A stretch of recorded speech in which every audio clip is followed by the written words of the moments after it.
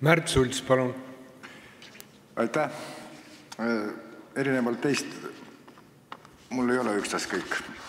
Ma tahtsin küsida teie kui rahandusinimene, et mis valemit või maatriksit te kasutasite või kasutate, kui te arutasite välja vajamineva see 0,78 või 0,76 senti toetust, et mis valemile see toetub ja mida seal arvestatud on?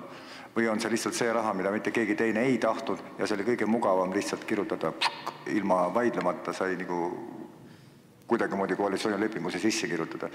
Ja tähendab, et minu asi pole küll teile öelda, mida te peate tegema, aga ministri asi on nagu seista kaljuna oma valitsusala ees ja võtta kõik need paugud vastu, mis elu toob. Aitäh!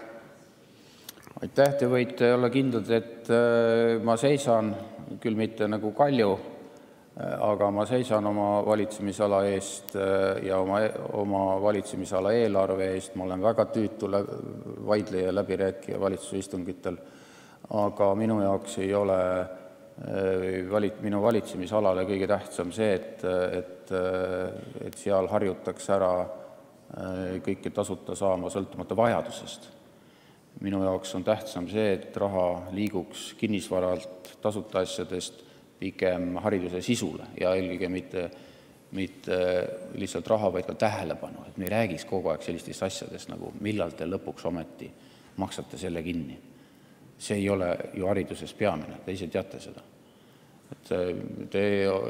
Minu jaoks järgmise aasta eelarve prioriteet on õpetajate palk ja nagu ma olen juba öelnud, selleks palgafondi anti 4% juurde. See summa mitte ei antud, vaid tuli välja võidelda loomulikult, sest et on läinud,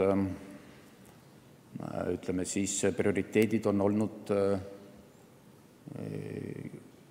mujal valimisprogrammides ja koalitsioonilepingutes. Nii mul tuleb siis ilma rahalise katteta asjade eest võidelda sedapidi, et raha kõige mõistlikumalt kasutada, mitte raha nii palju, nagu tahaks. Aga elu ongi selline.